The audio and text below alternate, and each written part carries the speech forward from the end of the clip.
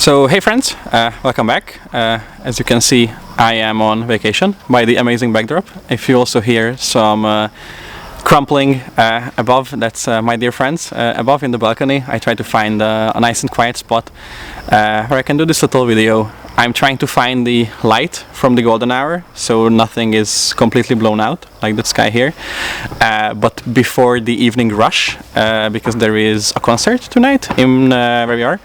So there is a road nearby, and I'm trying to find the balance between having enough light so it's not a noisy garbage footage, but also having some decent audio to go with it without any fun scooters or anything in the background.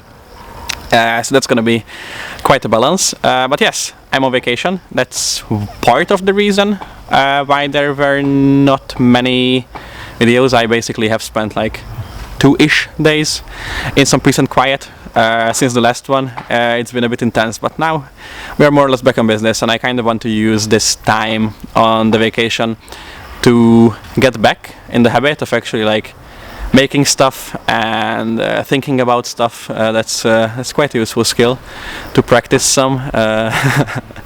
And today, as I was just sitting down enjoying the nice downtime, some csendes pihenő for the Hungarian friends out there, I started thinking about like how my systems changed over the years, because as you know, I live in the Netherlands, but I spent quite a bit of the summer in Hungary.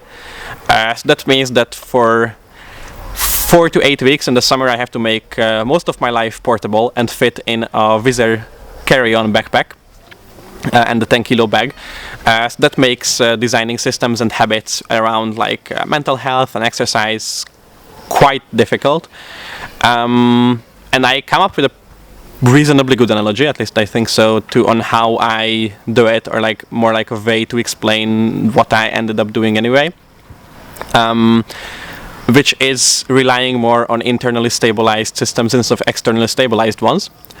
And what I mean by that is externally stabilized systems are systems that depend on factors outside of your control. So for example, one of my big like mental health moves when I'm stressed or anxious or just worried about something, I just go on a long walk, which is really nice, it's great, but when it's a heat wave or just Dutch winter, it's not exactly feasible. Wow, that's my sister calling me on a FaceTime. That's unfortunate, but I do not have enough light, so I'm sorry, sister. Yes, so I was saying, yeah, a long walk is not exactly an option in the Dutch winter. So that's an externally stabilized system which kind of goes haywire once the situations are not perfect. Whereas if you depend on, let's say, journaling as a form of self-care or like mental health stability, then it's much easier to actually do that regardless of the weather outside. And as I was thinking about this, I realized that you can do it in quite a few different areas of life. So my big one is I really enjoy like moving and fitness in general, but so I enjoy going to the gym because it's just like it's an hour of peace and quiet. I can just listen to my music, make myself tired, 10 out of 10, but it needs my gym, like the gym I go to, and my plan also uses the machines I have available, so like going to a different gym is not the same, but can be pretty similar. But if I travel, for example, or when I go home to my parents, I don't really have access to a gym, so that is an externally stabilized system to keep myself reasonably physically fit, which kind of falls apart again. So instead of that, I can opt for an internally stabilized one, like some running shoes and rings. Just you can hang it up on like a tree, which is quite ironic because in the apartment where we are now, I didn't actually manage to find a spot to hang it up. I might need to sneak back into the beautiful garden back there. I'm peeking at the monitor. Yeah, so that garden to hang it up. We'll see. If I get caught, you don't know anything. So yeah, we'll see about that. But as I was thinking about this like whole internally versus externally stabilized systems, I also started thinking about antigragility, which is the Taleb book or concept, which I am a huge fan of, Because this basically is like a more anti-fragile system, because like the very elaborate gym routine, depending on the specific gym, is a very fragile system, because the smallest shock, the gym closing down a machine or closing on general, or it being very busy or something like that, easily breaks it, whereas like some running shoes and rings are a lot more anti-fragile. And I kind of started thinking in similar vein about like my morning routine at one point, because I used to be very big into this whole like productivity optimal morning routine kind of situation, which is pretty fun, like that's fun. It's fun to engage and fun to design it, but I also learned that it's not exactly healthy if you depend extremely heavily in completing your 19-step morning routine to start working. Like it's kind of that like the meme with the IQ distribution, like I will just put it on the screen somewhere here, like how your workstation can change, and how that can influence how can you actually get work done. So as I was thinking about that, I also had to realize that like there is value still in making stuff complicated. So the golden mean in my mind would be to find the pareto 20 most efficient pieces that get 80% of whatever job you want to get done. So you find the 20% that yields 80% of the results, and make sure that 20% is internally stabilized, so you have reasonable control over it.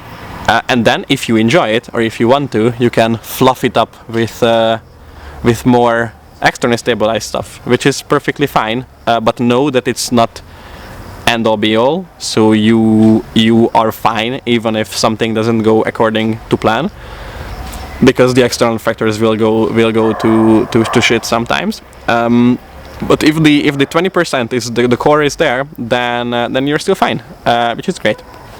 So for me, how this looked like with mental health, obviously, like picking up journaling as a habit, highly recommend. You can just think about stuff, whatever.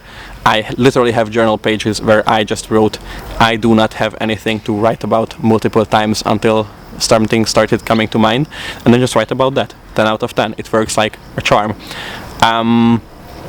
Or yeah, with regards to the gym, relying more on like rings, like the calisthenics kind of stuff, and like maybe running is much easier to adapt to an environment than a very elaborate and fun gym plan. Which is not to say that like you shouldn't go to the gym, like obviously if you enjoy that, pop off, but make sure that you know how to replace it in case you travel some, or the gym closes, or you just don't have the money to go lift.